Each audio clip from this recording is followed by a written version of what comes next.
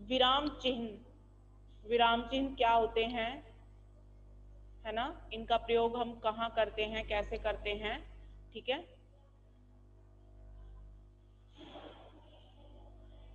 जब हम बातचीत करते हैं तो दूसरों को अपने भाव समझाने के लिए कहीं थोड़ी देर के लिए तो कहीं कुछ ज्यादा देर के लिए रुकते हैं, है ना। जब भी हम कोई बात कहते हैं या तो हम कहीं थोड़ी देर के लिए रुकते हैं या कहीं थोड़ी ज्यादा देर के लिए रुक जाते हैं, है ना।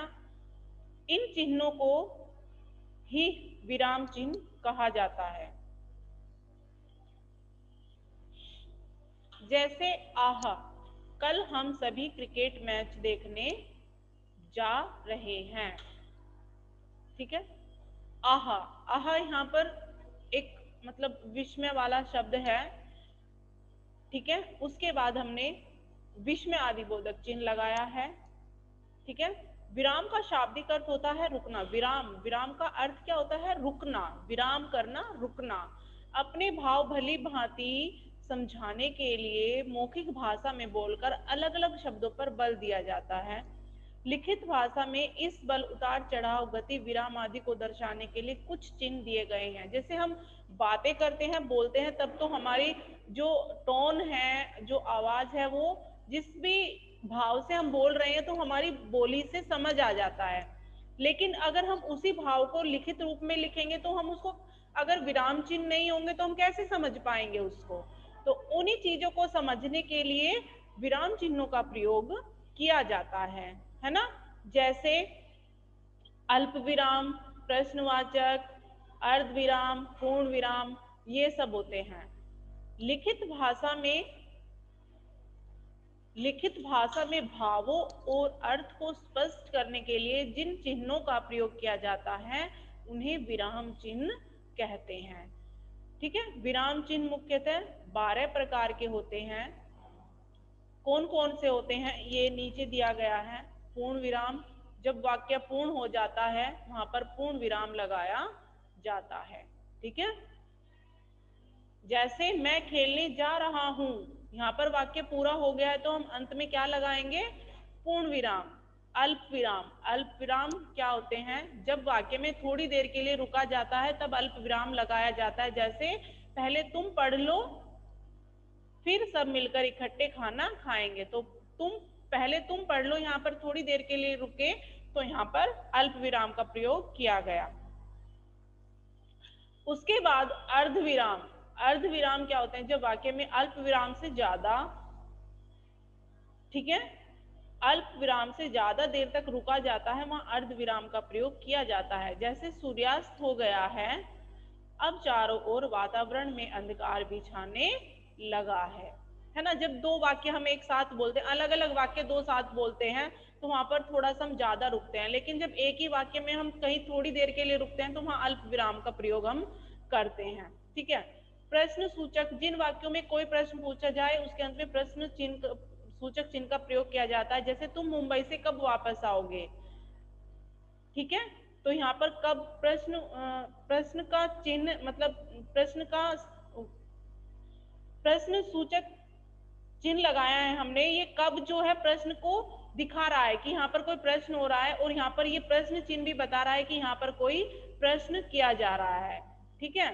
विस्मय आदि बोधक चिन्ह, जब किसी वाक्य में विस्मय, हर्ष, शोक, घृणा, शाबाशी आदि का भाव व्यक्त करना होता है तब विस्मय आदि बोधक चिन्ह लगाया जाता है। जैसे अरे वाह, आज तो हम मैच जीत गए, तो यहाँ पर कौन सा भाव झलक रहा है, खुशी का भाव। और ये सब किस में आते हैं, विस्मय। योजक चिन्ह, जब एक ही वाक्य में दो शब्दों को दोहराया जाता है या विपरीत शब्दों को एक ही वाक्य में कहा जाता है तब योजक चिन्ह का प्रयोग किया जाता है। जैसे सुख दुख तो जीवन का खेल है, तो सुख दुख के बीच में हमने क्या लगाया, योजक चिन्ह, ठीक है।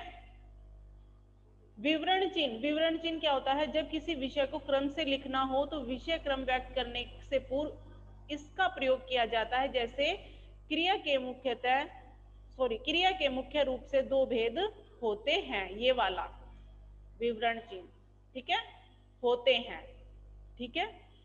उद्धरण चिन्ह क्या होता है? जब हमें किसी व्यक्ति के कथन को ज्यों का त्यों लिखना होता है या किसी पुस्तक में दिए गए मूल वाक्य को लिखना होता है, तब उद्धरण चिन्ह का प्रयोग किया जाता है। जैसे अनुज ने कहा, क्या कहा? किसी कथन के लिए हमने उद्धरण चिन्ह, ये जो आगे पीछे लगे हैं, आप किसी भी समय हमारे घर आ सकते हैं। और ये उद्धरण चिन्ह भी दो होते हैं, इसके भी दो उपभेद होते हैं।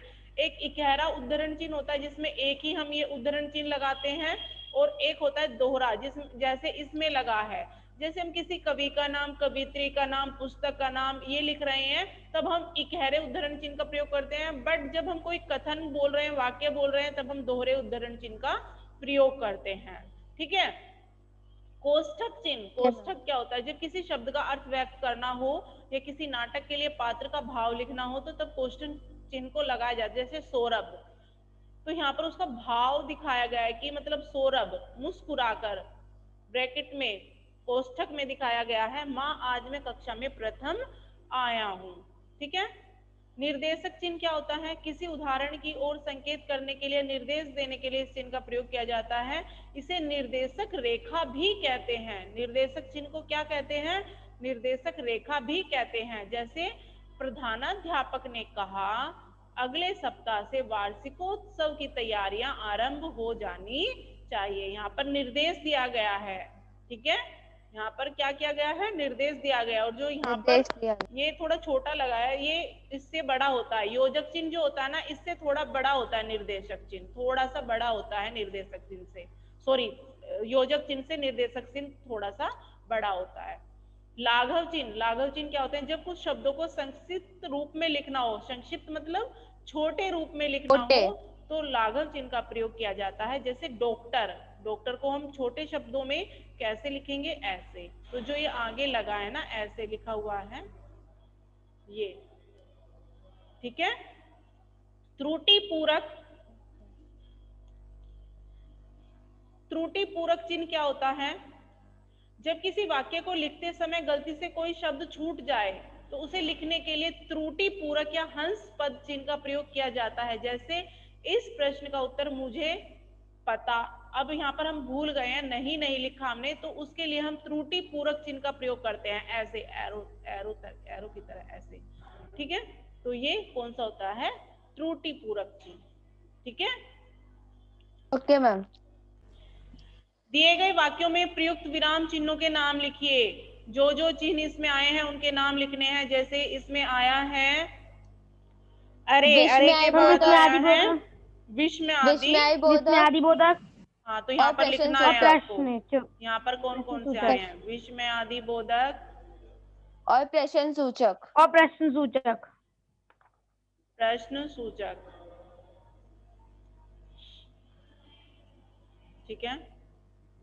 Yes ma'am. उसके बाद बाजार से दूध, केले और रसगुल्ले लेते आना। अल्प विराम, अल्प विराम और पूर्ण विराम। Very good. अल्प विराम पूर्ण विराम और पूर्ण विराम। Very good.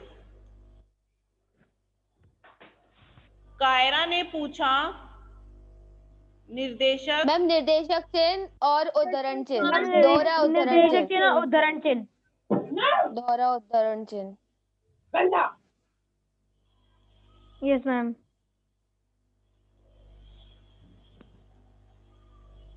मनीष खुश होते हुए, कोष्ठक। मैम कोष्ठक, निर्देशक चिन्ह और उद्धरण चिन्ह। कोष्ठक, निर्देशक चिन्ह, उद्धरण और चिन्ह। दोहरा उद्धरण दोहरा उद्धरण चिन्ह।